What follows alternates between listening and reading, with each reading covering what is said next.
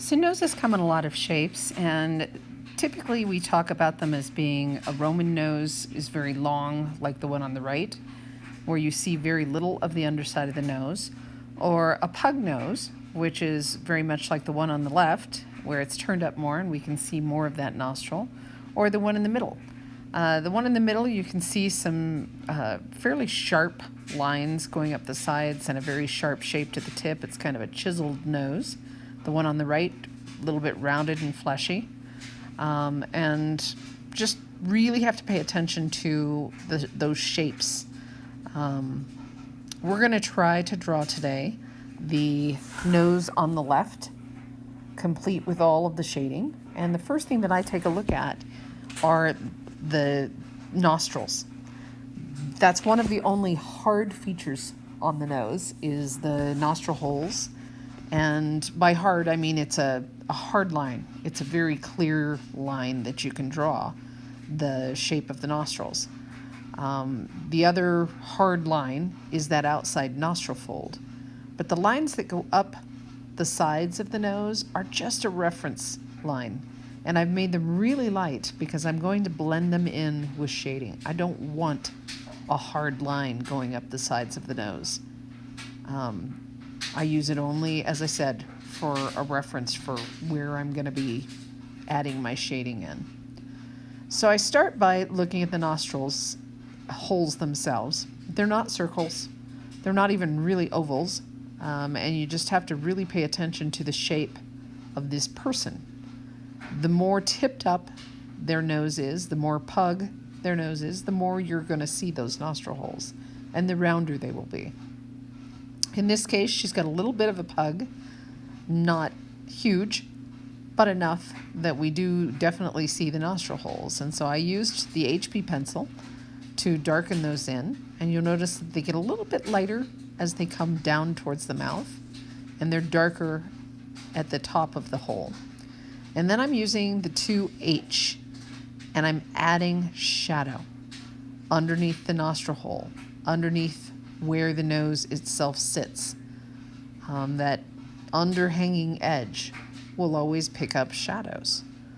And I want my nasal fold right there to blend in, so I lightened it up a little bit. My line was a little too bold, a little too dark. And so I kind of lightened it up with my eraser a little. And then I am going to create shadow going up that side of the nose, and I'm going to pull it down around the tip. The tip of this nose is kind of got a ovally highlight to it, kind of a broad or a fat oval. And so I'm putting some shadow along the right side as it curls, as the light curls around, or the shadow curls around that side of the nose. And it curls across the top just a little bit as well. So I really start paying attention. Where are my highlights? Where are my shadows? Small, small movements of my pencil. If you want skin to look smooth, you've got to work small.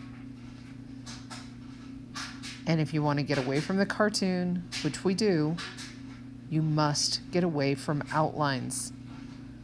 The only places where they are appropriate in the nose is right around that nasal fold and the nostril holes themselves. All other lines on the nose are created with shadow shapes, gradients, things like that. And I build slowly. If you go too fast, if you try to make it too dark too fast, you won't get that transition from one shade to another. It'll be too stark of a difference. Now there's a shadow that falls underneath the nose, and it just depends on how turned up that nose is, depends on how dark that shadow is, or determines how dark that shadow is, rather. And I'm going to go around the other side of the nose now and add some shadow over there. And again, I'm going to work into the nostril hole area and add some shading that goes in underneath there and goes along the left side of the tip of the nose. And it sticks out there just a little bit. This nose is not straight on. It's turned ever so slightly to the right. She's turned ever so slightly to her right. It would be to our left, I guess. So you can see that little bulbous like tip of the nose sticking out on the left side. A little bit more rounded. You can go back in and lighten an area if you got a little carried away with some shading. Go back in, tap your eraser, and let it pull some of the shading back out again.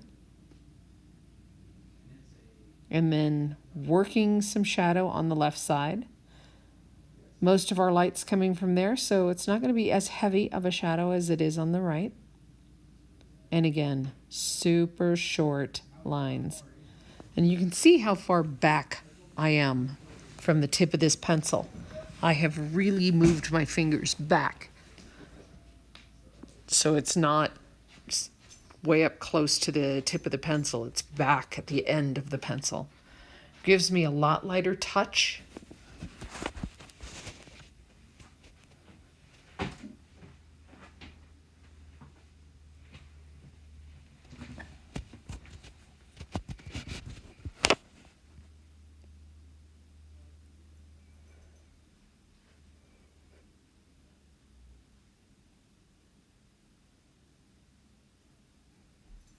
I use that tapping quite a bit. I kind of pummel that motion when you do that with a media, where you kind of bounce your eraser on it, is called pummeling.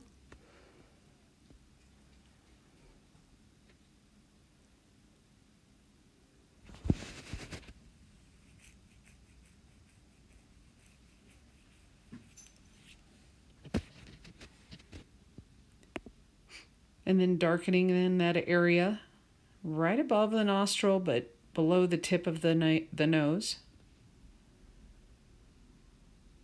And creating that gradient.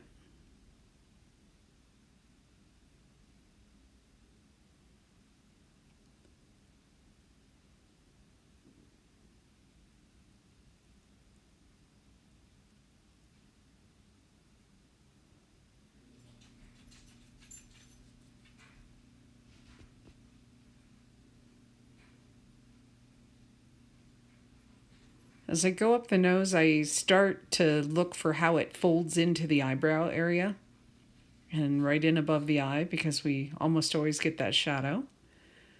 And then down below, I look at how the light curls over the philtrum area. That's the area right below the nose. We always get this little dip right below the nose, right above the lip. Has a little indent there.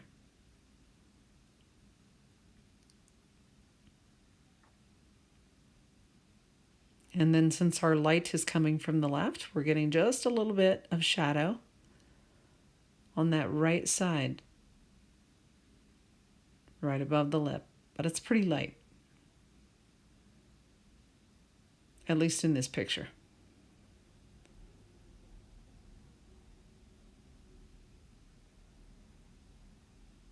Now this nose could be pushed a lot further.